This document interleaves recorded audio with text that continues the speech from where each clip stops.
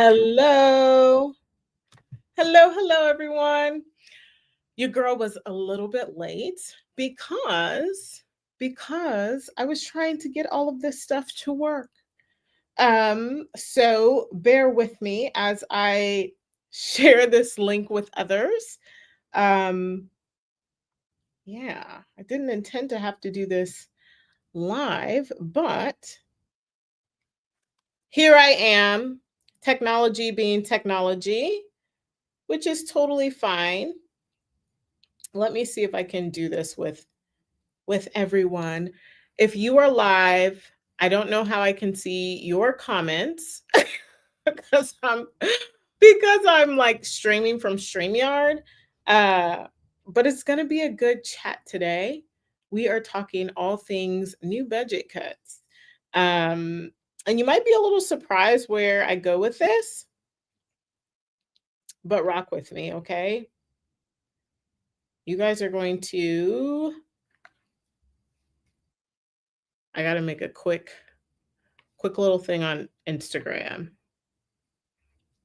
Hey guys, so the link that I sent you is actually not the right one. I had to stream a little different. So I'm going to put the link right here in this quick little video for you so you can jump on the live stream that we are currently doing right now on YouTube. I think it's a different link. So I'm going to give you what I have and then we'll take it from there. See you soon. All right. Didn't expect to have to do that, but here we are. Jump in. All right.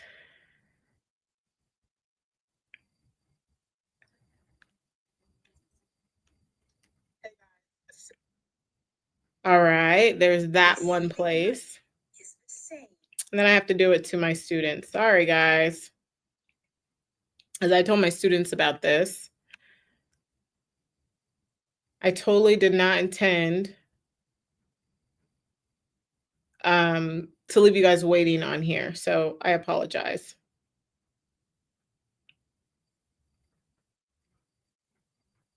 There we go. Okay. If you are live here on YouTube or StreamYard, if you can comment, let me know that you're here. I'm going to be talking about some things today that are extremely important and I have been getting asked about quite a bit. And so, with that being said, I'm going to go ahead and dive into what I believe is the most important information. And as you know, I keep it as real as I possibly can keep things. So, let's talk about it, right? We are talking all about the Medicaid budget cuts, right? And will your agency, will your HCBS agency, HCBS business, federally funded business survive? Okay. That's what we're talking about today. I have a home and community-based agency. I teach individuals how to start, grow, and scale their agencies. And so there's a lot of talk about this. I know a lot of people are scared about all of these things, and really there's no reason to be scared, but there is reason to be informed, right? So that's what we're going to talk about today. And I also feel that the title is a little bit misleading. Why? Because the budget cuts were not necessarily only for Medicaid, right? So we're going to talk about that. I think that it's important to be well informed. And I also think people don't read, right? People don't read. They jump on this mainstream media bandwagon and they freak the fuck out. And then they are asking all the questions, but they don't really read, right? And part of being a provider, whether you're aspiring or current, is you got to read. You got to read your reg, your policy, your memos, licensing packets, certification packets, audits. You have to read in this industry. If you do not read, this is not the place for you. Okay. So let's go ahead and get started. And let me also just say this. You might be wondering, who am I and why should you even listen to me? My name is Ariana J. I help men and women all over the United States start, grow, and scale their license assisted living, group home, or community have businesses, whether it's private pay, state funded, or federal funded, right? So I myself have a 7-figure organization where I provide care and services to individuals with developmental disabilities or cognitive deficits. I have been in this industry since 2014, and I have had my own agency since 2017, right? So I know a little bit, a little thing or two about what's going on, okay? So, with that being said, I have my notes here to the side, and we are going to get into it. I don't know if anybody's able to leave a comment. I think you have to be subscribed to leave a comment. So if you subscribe, I think I got you. I don't know. First time ever going live on YouTube. So bear with me. All right. So the House budget resolution just was passed, right? And I actually will give you context. I haven't read the full bill, right? I have not read the full bill from top to bottom. I am providing information based off of what I have seen, the information I do have, and I am not claiming to have read every nook and cranny of everything, okay? But this is what we do know as of right now, okay? So the House budget resolution has been passed, right? It's basically how do I even say it? $880 billion cut over a decade, right? Over 10 years. That's what these cuts are for. They are 880 billion with a B over the next decade. And the cuts were specifically for the House Energy and Commerce Committee. And I think that this is a very crucial piece because that committee oversees a lot of different things. Okay. I have a list of what they actually oversee. So I'm looking at that right now. So that committee has a very broad jurisdiction, and it oversees the energy policy and environmental regulations. That has tons of things in it, like fossil fuel, renewable energy sources, nuclear energy, environmental protection laws, energy efficiency, and other initiatives, right? It does also govern or oversee the healthcare and public health. So Medicaid and Medicare oversight, yes, it sees that. The FDA, the Food and Drug Administration, the National Institute of Health and Centers for Disease Control, it oversees that too. Public health crisis response, that's in there. And regulations for hospital, insurance company, and pharmaceuticals. I want you to remember that line because I think it's very important and my personal thesis on some of this stuff. That committee also oversees commerce and consumer protection, right? So business regulations affecting interstate and international commerce, consumer protection laws, product safety regulations, right? And then it also has the telecommunication and technology underneath that committee, which it oversees too. And that's the FCC, right? Have you guys heard about that? The Federal Communications Commission, the FCC, the bandwidth internet expansion, television, radio, digital communication, the whole laws with that, and cybersecurity and data privacy issues. So that is within the telecommunications and technology. And then the last one that it kind of oversees, like that main division, is transportation and infrastructure, which is like pipeline and power grid regulations, electric vehicle policies, and charging infrastructures. It's over that too. An impact on energy policies in the transportation sector. Why am I giving you all of that? The 5 different kind of main pockets that it oversees. And the reason why I'm giving that to you is because that 880 billion with a B, right, is the cuts to the committee, and it's the committee's responsibility to be able to save the 880 billion. Okay, so it's not just Medicaid and Medicare. Okay, so we need to like calm the fuck down, and we need to acknowledge, okay, Is Medicaid and Medicare within that? Absolutely, right? It is, absolutely. But it is not 880 billion over the next decade for Medicaid alone. That's crazy, right? So we need to think about this objectively, even though there may not be somebody who's objective in place making these decisions, right? And everything trickles down, but we need to also not like freak out that Medicaid is going to, well, it could possibly implode, but right now, I mean, these are the cuts. So what does that look like over the next decade? So we have 10 years, right? And we have Mr. President in office for 4. Okay, so we have 880 billion over the next decade, over the next 10 years. And the committee is responsible, like I said, for these cuts. Okay. And so when we look at how those cuts are going to kind of average out, we are going to look at the number of districts. Okay. Because the committee oversees the districts. And what does that look like? How many districts are there and what are the amount of cuts per district? Okay. So when we look at the actual number of districts, it's 435 congressional districts. Okay. 435. This is not all focused solely on Medicaid, Medicare cuts. This is spread out over everything the committee oversees. Okay.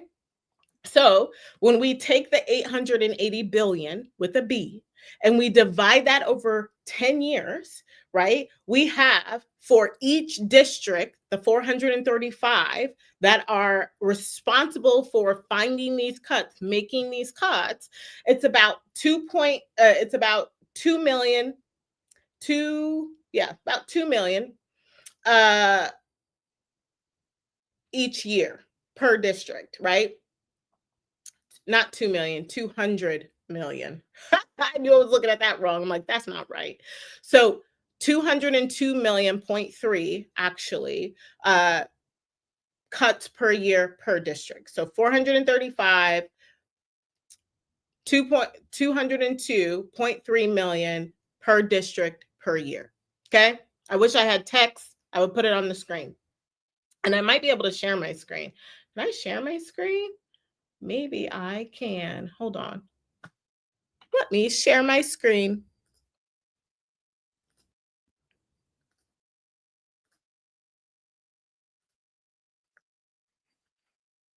There we go. Okay. Let me zoom in. And I threw this bad boy into chat to get this breakdown. Okay. So we have 880 billion over the next decade, right? And then the per district annually, what it has to go down to is 202 million per district each year.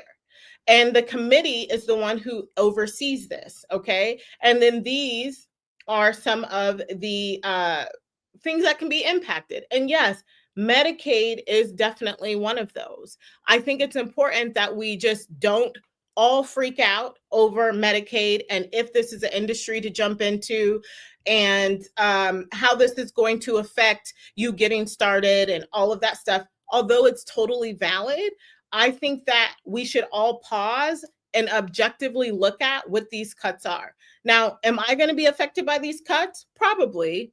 Every single year, every year, about March 1st, there are some type of funding cuts, talking about funding cuts, what's rates going to be, are we going to get a raise? All of these things happen every year at around this time, right? This is just part of being a provider.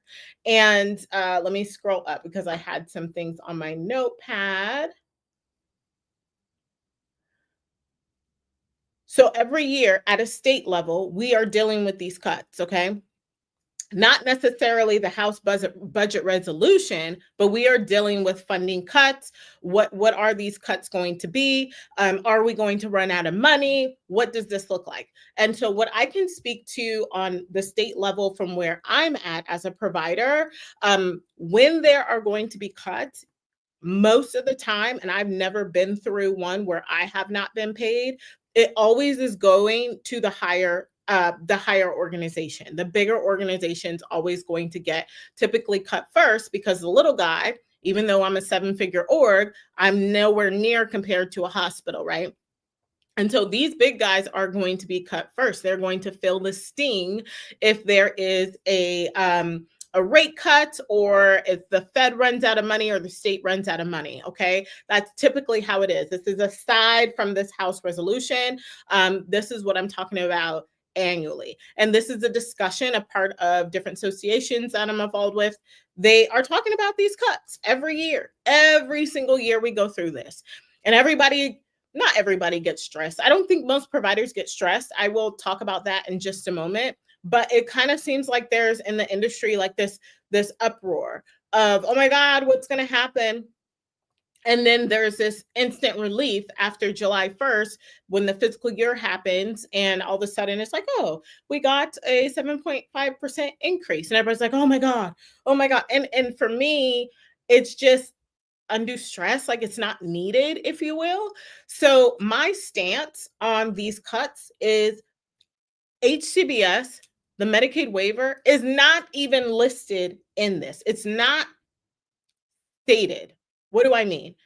It's Medicaid. When it mentions it as a whole. It doesn't mention it as the waiver specifically, right? There is some language within there talking about able-bodied people and all of these different things. But I think you guys have to understand that the home and community-based waiver is totally separate from traditional Medicaid. Is it within it? Yes, but it's a subset, right? It's a subset. And so I'm not going to say that we're going to come out completely unscathed. Like I said, every year we go through some sort of talk of cuts or budgets or a lack of increase or whatever. So for me, this is a regular rodeo, even though the circumstances are much, much different in this situation. I will say also that when you are looking to become a provider, yes, you need to come into this business wanting to do your market research, right? Not all services are the same. I speak a lot about certified group homes. I speak a lot about Fed funded services. I speak a lot about getting paid to play, residential assisted living, all of the things, right? And so you, as the aspiring provider wanting to break into this business, if now is not the right time to do research, like I don't know what else is, right? You should be like plotting and planning and educating yourself. If this bill is very scary for you, how about you read it? Like do some research on it so that you're not terrified. The other thing that I want to really talk about is there's time. You can choose to be terrified and not move and not pull a trigger or not take the leap if that's what you would like to do. But that's your choice. Like I am not here to convince anyone, right? I am here to share my journey. I am here to share my experience. I am there to help aspiring and current providers who want that. I am not here to convince anybody, right? As I said at the beginning of this live, I haven't even read the bill cover to cover. Like I have not done that. I've dived in. I've done searches. I've done a lot of searches in regards to the actual terminology of the home and community base being specifically stated, and it wasn't stated, right? That tells me that they still have work to do. I mean, when we think about this, yes, Congress passed it, but it still has to go to the Senate, right? The Democrats are still going to fight this. There is still going to be folks who are not going to agree with this stance, right? And so I think that there is worry there, which is totally valid. Everybody is human, right? But I do think that it's a sense of I want everything to be perfect before I take the leap. And honestly, that's not possible because 6 months ago, before this was even talked about, you still weren't ready, right? There wasn't the perfect situation. It wasn't the perfect storm. It wasn't the perfect environment, right? And so I think that this can be used as an excuse for you, the person who are the aspiring provider, if you want it to be. For those people who are like, you know what, this is another thing, and I'm going to start and I'm going to pivot and I'm going to do whatever I need to do to get the thing done, then great, because you're like all the rest of us current providers. Um, I was talking to some current providers in my freedom community, which is for current providers who are already up in business, right? They are either, they could be unlicensed, licensed, or certified, but they have to be up and rolling. And there was majority of the call, everybody was like, you know what? These things can happen. And so, yeah, we kind of want to be prepared. But I am the person that's like, you know what? Could it happen? Yeah. Is it going to happen? I'm sure there's going to be some kind of cuts. Am I going to stress the hell out about it? No, no, I'm not. Am I going to make sure my business is tight as always? Absolutely, right? Absolutely. The other thing that I want to mention is um, us current providers know, right? We were here before. So we know when and if cuts happen, what does that look like? We'll be able to compare and contrast. Like, man, it used to be like this and now it's like this. You current provider or you aspiring providers, you guys don't even know. You won't even know what you're missing. You're literally going to come in and it'll be a new world and you will just grow and adapt to this new world, right? So I want to make sure that I am leading not only by example, and it's not a front. I talked to them in my community about this. I talked to Andre about it, and we're like, "Yep, it's part of the deal." Fed funded. There's cuts. There's all kinds of things.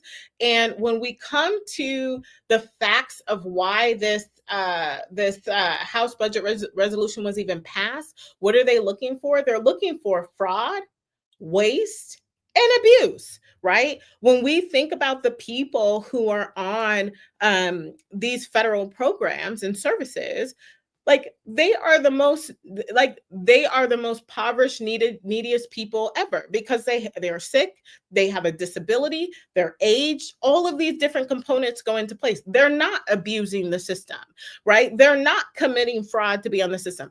Are there maybe some outliers? Maybe. I don't know. Maybe, right? I think fraud can always be found, but I don't think it's going to be found with these individuals with developmental disabilities, mental health challenges, who are aged, who are sick, elders. I don't think it's going to be found there. Now, it could be found with providers committing fraud. That very well may be the case. Remember when I told you to, I was going to tell you guys to remember, there was something I wanted you to remember. I have to remember it myself. Let me look at it. Oh, hospitals, insurance companies, and pharmaceuticals. Do you know how much fraud is there? Right? So they have to look into all of this stuff. They have to look into all of it. And I definitely think they will find fraud. They will find abuse, right? They will find waste. And when it comes specifically to the home and community based waiver with fraud, waste, and abuse, could there be some? There could. When I think about waste, I was talking about this on the call with the current providers, and I want to tell you guys something about it. My throat's dry. So when it comes to waste, what I do think could happen is a restructuring of services, if you will, right? What does that look like? So with the waiver, there are different services that you can provide that are federally funded services.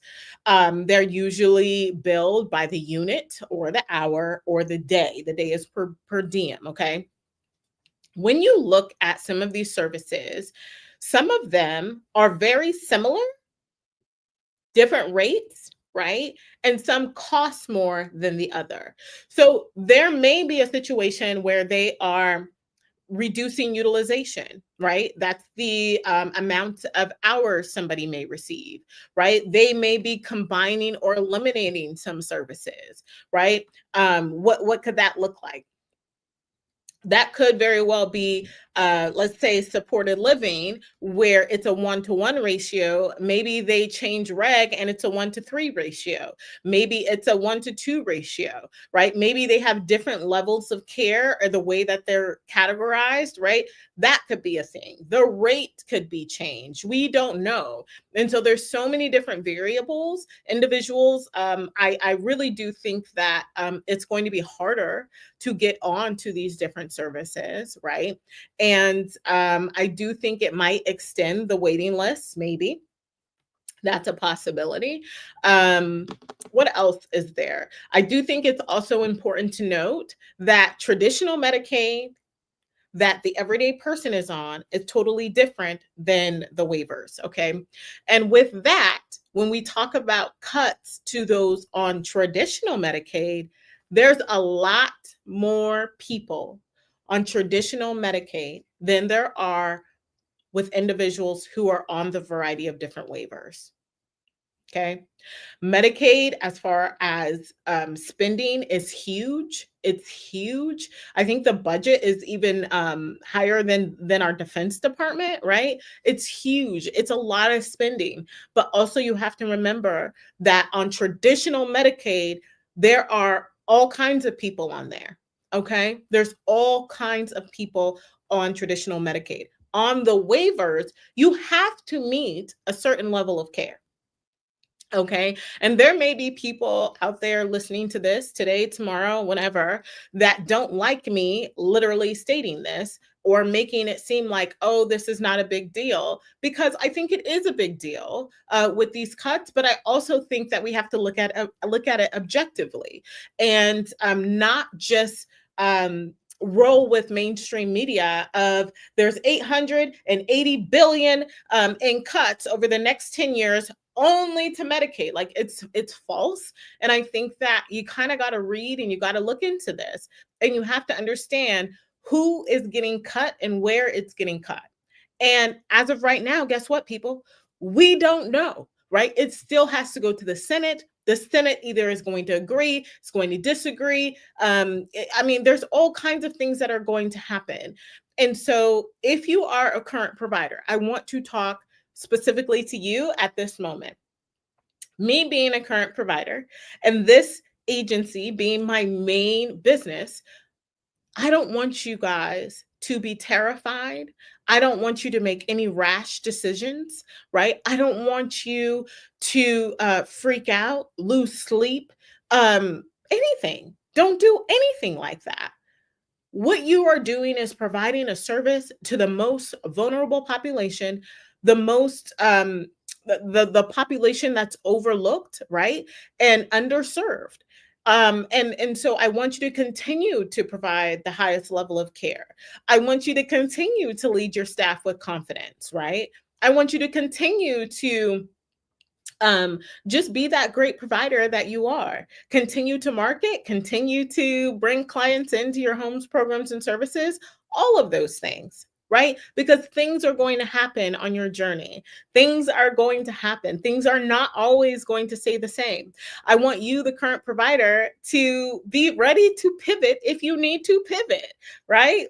I can't even tell you what that could look like right now because we're not there, right? But you know, you're an entrepreneur.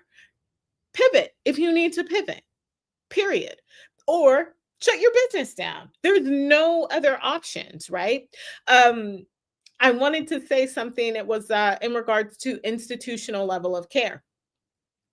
Everybody who we serve meets level of care or nursing home level of care, right? Nursing home level of care. They all meet that. So it is not like, oh, they kind of got through, right? You need to remember how individuals qualified for the service and think about that, but then be ready to pivot, right? If they're eliminating one service, how do we roll that into something else, right? How do we become certified to provide that service?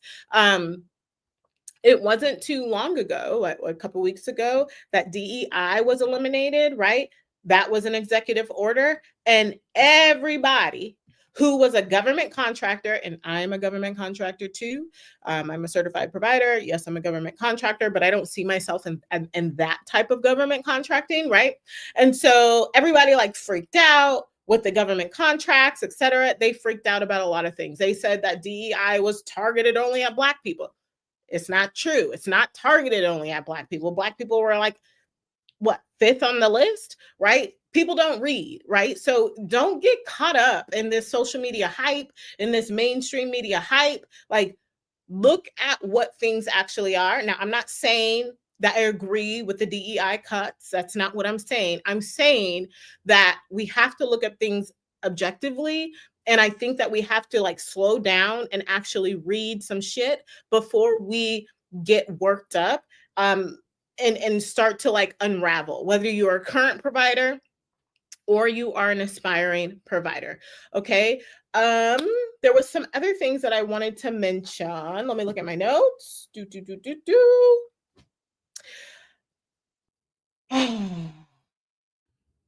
I think that was a lot of it. A lot of people are asking me, like, what does this look like for me getting started in the field? And I will speak to a couple different things. If you are an aspiring provider and you want to jump into residential, and this is kind of making you feel uneasy, which you're human, I get it. But guess what? We pivot and we do whatever we need to do. But if this is making you feel a little bit uneasy, I would suggest starting with residential licensed assisted living private pay. That's what I would suggest you do. Let your little warm and fuzzies come back. There's the age population is like the baby boomers are booming, right? And so there's plenty of people to provide support to as private pay. If you would like to do that, right? Then pivot into a certified group home if you want to. These are two different populations, right? Or you're starting with residential licensed assisted living and you have all private pay beds. And then maybe when you feel warm and fuzzy about everything and you realize the sky's really not falling, then you go ahead and get some Medicaid beds, right? You can do that too. It's up to you. All I want you to know and understand is the time is going to tick regardless. And you can stay stuck, stagnant if you want. You could choose to be brave, take the leap, understand the things, right? A lot of you don't even understand the dang federal funds, don't understand the services. Everything's grouped into one. You haven't educated yourself, right? And because you haven't educated yourself, you are stuck in fear. And because you're stuck in fear, you're stuck doing the same thing that you do every single day in your 9 to 5 or in a job that you don't like or in a business venture that didn't work out. And you're scared to take the leap because now you see this stuff on CNN, MSNBC, Fox News, all the places about all the things when we just have to slow down and say, life is about change. Do we objectively think the cares industry is going to poof and go away? Do we? Maybe we need to talk about what institutional care used to look like and how these services, specifically the Medicaid waiver services, came to be. What happened? Are we going to go back there? Right? Is the Senate, is Congress going to allow us to go back there? What does that look like, right? But a lot of you don't even understand that. You don't even understand the history of any of it. And I think it's important to, again, not just educate yourself on the numbers and the projections and where you can be business wise, but the impact, the purpose, the cause, the reason of why this stuff is even existing in the first place, right? And so I think that unfortunately, a lot of people do themselves a disservice because they don't want to read. Everything comes by so fast with the scroll. Even me, you're seeing me on a scroll, on a reel, on a TikTok, whatever, right? You're watching YouTube videos. You're here with me right now, right? You're taking information in, but there's not a lot of people who are going to actually sit down and read. And that's what I need you to do. If you want to take something from this video, please read. Read the requirements, read the regulations, read the expectations. If you are going to become a provider, what does that service definition even say, right? How can you bill? Can you stack it? What can it go with? Read. That's what this is all about. right? And you might be thinking, well, we don't want to read, we just want to hear it from you. Well, then you also have to be okay with being lost, being confused, and being stagnant and stuck. Like, that's the alternative. Everything is cause and effect, and everything has a consequence. And so it's on you to keep your own brain on board with your own success in your life, in your business, with your future, with your family, all of those things. That's your responsibility, right? My promise to you is to be as transparent as I possibly can be, right? I'm going to continue doing what I'm doing. I'm going to continue serving my students. I'm going to continue providing the best care. I'm going to continue to communicate with licensing the best I possibly can, right? I'm going to continue to do all of the things and be the leader that I know that I am, regardless of what's happening here. And I suggest you do that too. All right, my friends, I don't want to keep zigging and zagging through this conversation. Um, I wish all of you the absolute best. Is there anything else? I've gotten so many questions. I don't know.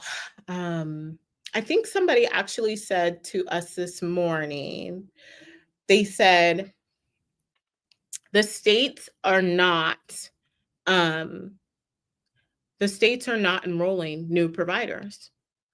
And I think it's actually really important that I speak on this as we wrap up, because they said this was specifically for, I don't remember which state. I don't think the states know what to do right now either. Okay. I don't even know if it's factual of what the person says. A lot of people say things to me in chat of, hey, I heard this and I heard that. And I'm like, well, who did you hear it from? And it's always somebody they heard it from somebody, or they called and I'm like, well, who was it? They can't never, they fumble through it. Okay. But I'll play, right? I'll play. States very commonly open and close enrollment. States very commonly have moratoriums. The states are really wanting folks to live an inclusive life. And so it's not uncommon that they might not license a group home or open enrollment for providers.